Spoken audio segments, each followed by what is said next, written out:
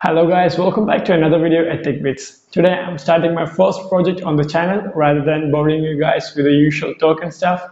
In this project I will be building a gaming PC that will be capable of playing AAA titles at 1080p with low to medium settings at 60 frames per second with a budget of 15,000. Now you might be thinking, how will I be able to get the parts that I need to attain those numbers within the budget? Now, even I don't think if I can get those parts at that budget if I go with new parts. That's why I will be going with used ones. I will be checking out OLX and the local stores that do sell used parts. Now, as you have seen in the title, the project is called the Budget XEON Gaming Build. So, the processor is going to be an Intel XEON processor. Actually, it is an Intel XEON X3440. It is an 1156 socket processor with 4 cores and 8 threads with a base clock of 2.53 GHz and a boost clock of 2.9 GHz. I bought this processor from AliExpress for 700 rupees, and right now I don't think if you can get a better processor or even a processor that can equal this one at that price, even in the used market. And for the motherboard, I will be going with an 1156 socket motherboard with an H55 or a P55 chipset. But for now, I will be going with this Dell OEM motherboard that I bought from OLX for 900 rupees, only to test if this CPU works or not. And for the RAM, I will be going with at least 8 GB of RAM for this build, or better if I can get RAM for cheap price. For the graphic card, I will be going with at least a GTX 950 Ti or an AMD equivalent, or better. And I will be doing a review on the old GTX 950 Ti in a future video to see how it performs in 2020.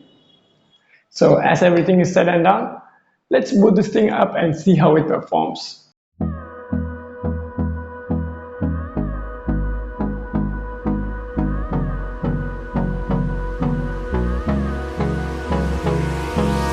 Hold me close till I get up. Time is barely on our side. I don't wanna waste what's left. The storms we chase are leading us, and love is all we'll ever trust. Yeah, no, I don't wanna waste what's left. And on we'll go, through the wastelands, through the highways, till my shadow turns to sun rays. And on we'll go, through the wastelands, through the highways, and on we'll go.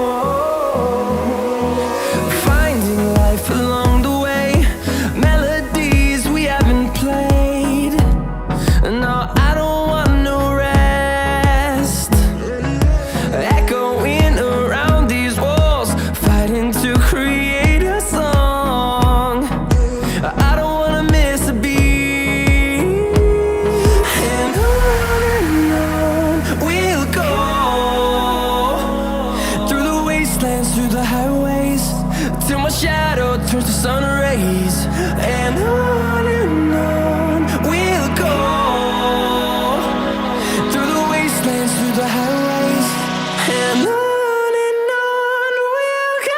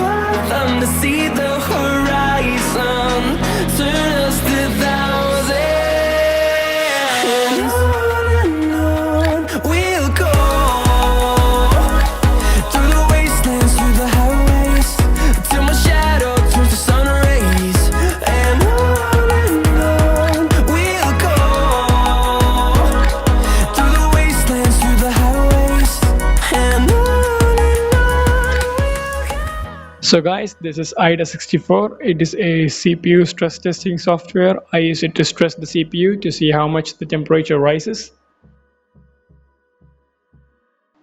And this is HW monitor. It helps you monitor the CPU temperature, CPU clocks, CPU utilization, and the power dissipated by the CPU. Now let's start the stress test.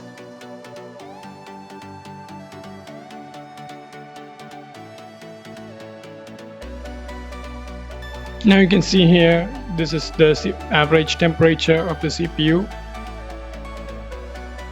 And now the CPU clocks, how much watts of power the CPU is dissipating, and the CPU utilization.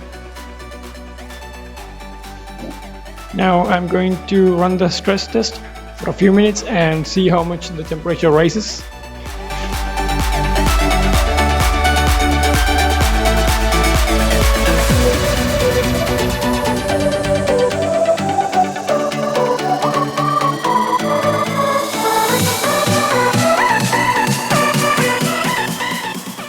Now the temperature has risen to 98 degrees Celsius and it is still climbing.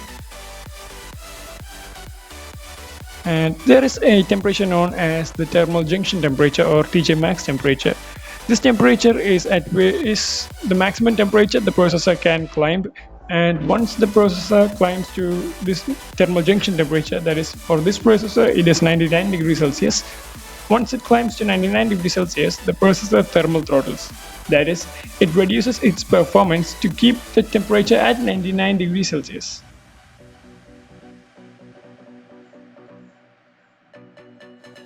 And now it has hit 99 degrees Celsius.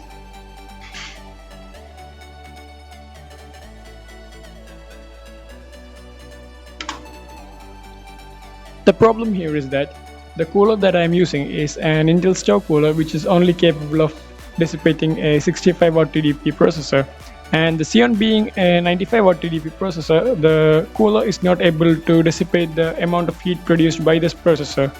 So if I want to use this processor, I will be needing to upgrade the cooler down the line. So guys, as you have seen, I won't be able to get the maximum potential out of this processor unless I upgrade the cooler. So in the next episode, I will be coming with a few upgrades in both the cooler and the motherboard. So see you guys in the next one.